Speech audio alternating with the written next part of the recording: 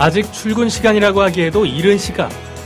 총성 없는 전쟁터라 불리는 외환시장에서 냉철한 승부수를 던지면서 당당히 그 일을 해내는 사람들. 바로 0.1초의 승부사라 불리는 외환딜러다. 안녕하세요. 안녕하세요. 외환딜러 고기환입니다.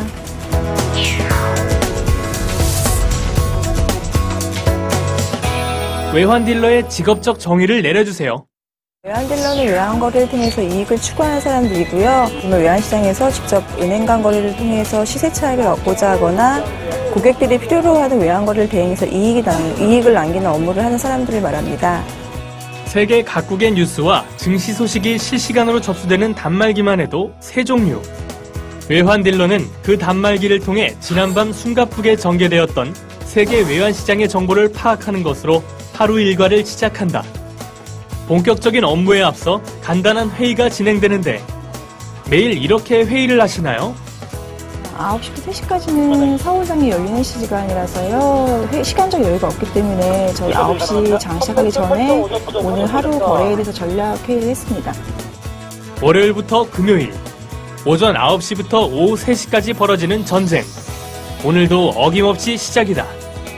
외환딜러가 환율을 결정하는 직업이라고 들었는데 환율은 어떻게 결정되나요? 환율 결정되는 데는 정말 여러 가지 변수들이 있는데요. 가령 국제 수주나 경제 동향 여러 가지가 작용을 하지만 외환 딜러가 하는 업무 쪽으로 접근해서 말씀을 드리면요. 쉽게 주식 거래와 똑같은 원리라고 생각하시면 될 것 같습니다. 주식을 사고 파는 데 따라서 주식이 올랐다 내렸다를 반복하는 것처럼 외환을 사고 파는 것에 따라 각 나라의 돈의 가치가 올랐다 내렸다 하면서 그날의 환율이 결정된다고 보시면 될 것 같습니다. 세계 외환시장에서 환율을 결정하는 직업. 엄청난 액수가 빠른 시간에 거래되기 때문에 외환딜러는 순간에 모든 것을 걸 줄 알아야 한다. 손실에 대한 두려움과 끊임없이 싸워 이겨야 하는 과정은 자신과의 승부가 되기도 한다. 그렇다면 외환딜러가 되기 위해서 무엇을 준비해야 하나요? 외환딜러가 되기 위한 특별한 대학 전공 제한은 없지만 일반적으로 경제 흐름에 대한 빠른 판단을 할 수 있는 능력이 필요하기 때문에 상경계열 학과 졸업생들에게 다소 유리한 점이 있습니다. 중고등학생이라면 경제, 정치, 사회 쪽 교과에 중점을 두는 것도 중요하지만 뉴스나 신문을 통해서 사회 현상에 대한 관심을 갖는 게 중요하지 않을까 싶습니다. 외환딜러가 되는 길은 무엇인가요? 외국계 은행 같은 경우에는 딜러를 따로 뽑는 제도가 있는데요.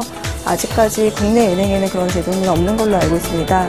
일단 은행에서 일하는 딜러가 되고 싶으면 먼저 은행에 입사하셔야 될 것 같고요. 그렇다고 바로 딜러가 되는 건 아니고 은행마다 제도가 다르긴 하지만 외환은행 같은 경우에는 내부 직원들 상대로 딜러 공모를 하고 있습니다. 1차 서류가 통과되면요. 2차 면접을 통해서 선발되시는 분들을 외환 딜러로 선발하고 있습니다. 외환딜러가 되어 일하게 되는 곳이 바로 딜링룸. 딜링룸에서는 외환딜러만의 승진체계가 따로 있다고 한다. 외환딜러의 승진체계는 어떤가요? 은행 정식 체크과는 별도로 딜링룸에는 주니어, 선임, 칩딜러의 그런 체계가 있는데요.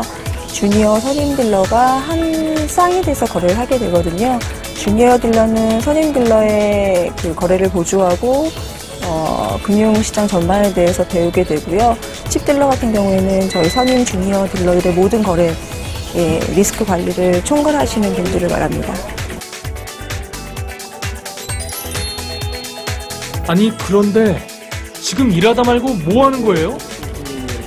저희 9시 3시까지는 너무 바쁜 시간이라서요. 저희 상임 메신저를 통해서 점심을 지금 주문하고 있는 중이에요.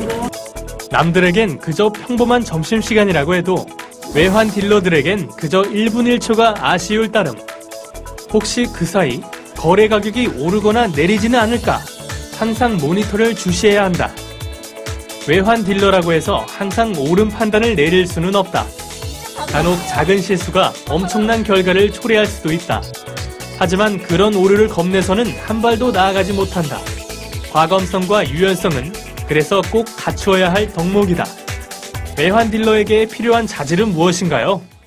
외환 딜러는 직접 거래를 통해서 수익을 얻어야 하는 직업이기 때문에 시장을 예측해서 수익이 냈을 때의 짜릿함도 맛볼 수가 있지만 반대로 많은 손실을 입었을 땐 굉장히 힘이 드는 직업입니다.